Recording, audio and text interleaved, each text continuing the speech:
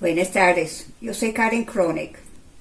Agradezco a los organizadores de este encuentro la oportunidad de hablar de la publicación que estoy haciendo en la TAM.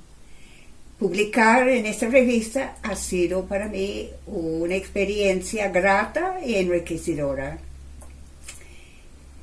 Dada la complejidad de algunos de los conceptos de que voy hablando, voy a ofrecer un esquema, un dibujo de la relación conceptual de los temas que voy hablando.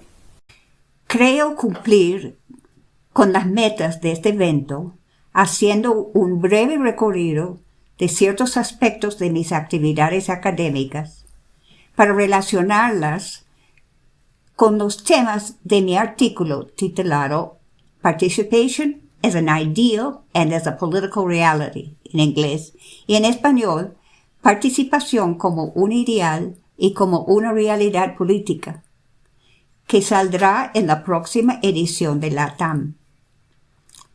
En mi carrera académica en el Instituto de Psicología de la Universidad Central de Venezuela, he trabajado siempre en el área de la psicología social y ambiental, especialmente en la psicología comunitaria. He participado en muchas colaboraciones entre la universidad y comunidades, cuyos temas han variado. Incluyen un proyecto de autoconstrucción de viviendas, el desarrollo de una cooperativa agrícola, el reciclaje en el aseo urbano, el contagio de leishmaniasis, el rescate de una calle urbana, el duelo y otros temas. Una preocupación en todos los casos era la necesidad de potenciar a los participantes, es decir, aumentar sus destrezas, problematizar sus condiciones de vida, aumentar su participación comunitaria y buscar soluciones a problemas prácticos. Me acuerdo, por ejemplo, de un proyecto de autoconstrucción en un barrio caraqueño. Participé junto con mis colegas Esther Weisenfeld, Euclides Sánchez, Beatriz Rodríguez, entre otros.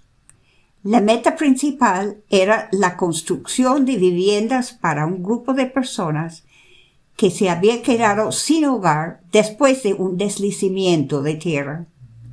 Mientras duraba el proyecto, vivían en un alojamiento temporal muy precario.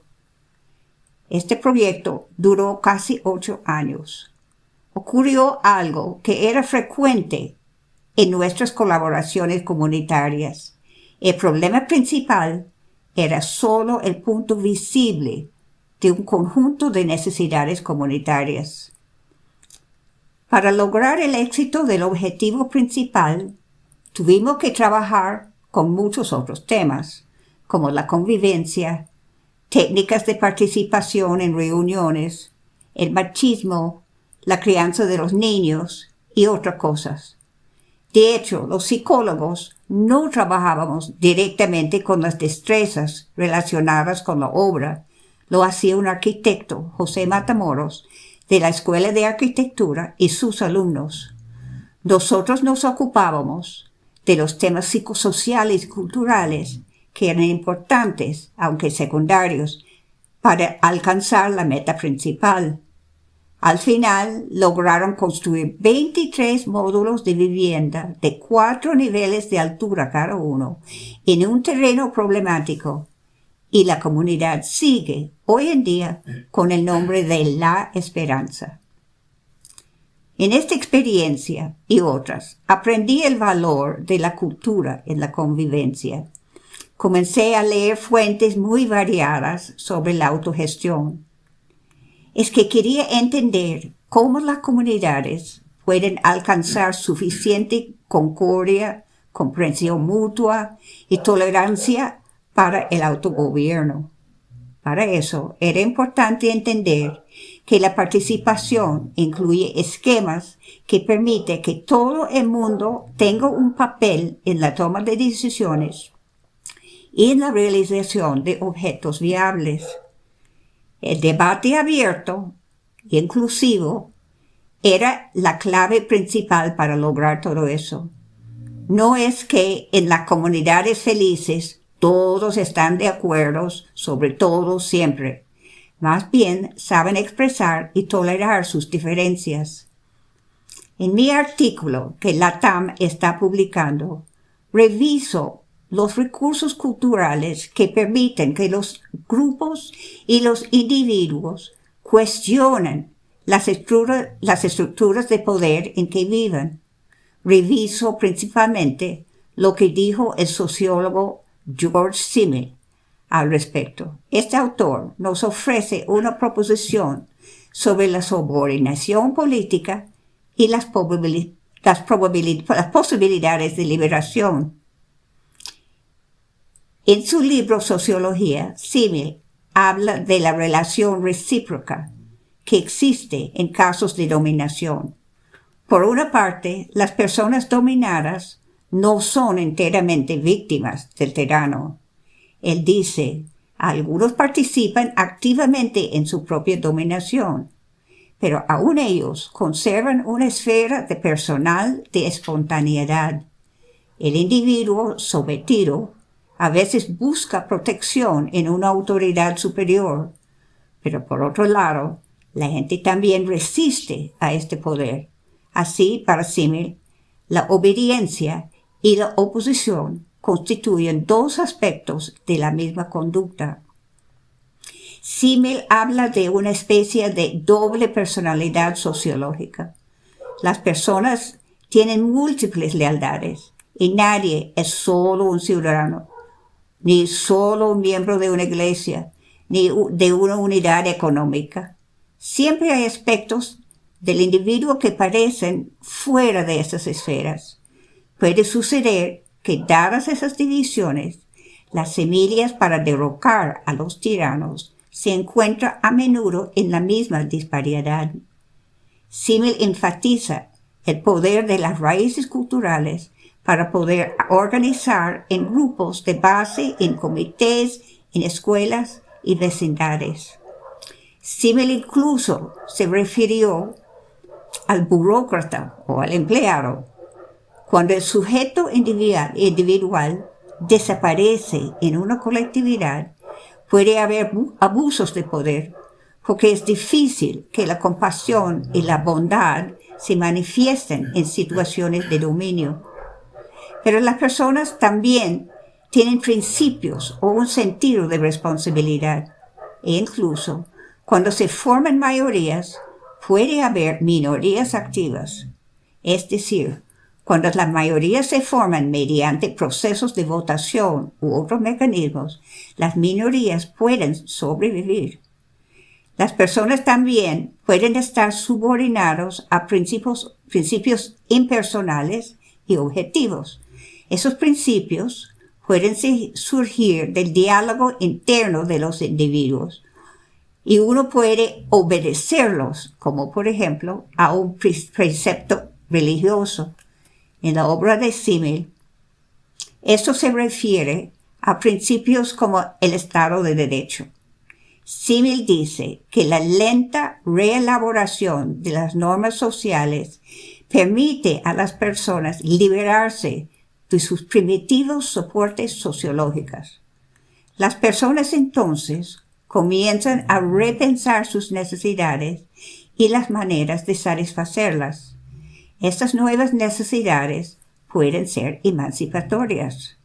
Además, cuando hablamos de cultura, estamos incluyendo la idea del sentido común. La mayoría de las culturas tienen una base de conocimiento y valores que son generalmente aceptados por casi todos sus miembros. Se puede hablar de la validez de estas creencias. Por un lado está la tradición cultural y la gente conoce la diferencia entre una fiesta y un funeral, por ejemplo. Puede juzgar su propia conducta y la de los demás. Pero dentro del sentido común, las comunidades también participan en largos debates que van elaborando y cambiando esas creencias. A veces ese proceso toma siglos. Es un proceso que se siente de manera viva ahora en las Américas. Los efectos de la Ilustración europea, que inventó la democracia moderna, entran en conflicto con ciertas herencias como los residuos de las migraciones durante la colonización europea y el empleo casi universal de la esclavitud de los africanos en el Nuevo Mundo hasta el siglo XIX. Son influencias contradictorias que perduran y sus secuelas se sienten hasta hoy en día, forman parte de nuestra cultura y siguen en nuestros debates sobre qué es el sentido común y cuáles son nuestros valores. Otro tema que comienza a aparecer en la cultura occidental es la importancia de la empatía. La empatía no es solo una capacidad heredada genéticamente en la mayoría de los seres vivos. Es también un concepto que ha sido elaborado en sistemas éticos, los dogmas de muchas religiones en el mundo, y aún viene apareciendo en instituciones legales, desde el juzgado local hasta constituciones nacionales. Es la base de los objetivos de organizaciones internacionales, desde la Organización de las Naciones Unidas hasta muchas organizaciones no gubernamentales. Así, cuando comienzan a conjugarse los valores locales, las grandes tendencias culturales y ciertas fundacionales de los organismos multilaterales, se vuelve evidente que estamos presenciando enormes cambios culturales en el mundo.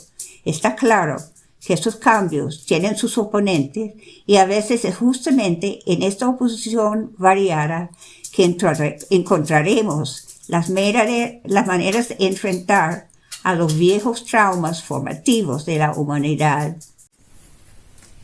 De nuevo agradezco a LATAM por la posibilidad de presentar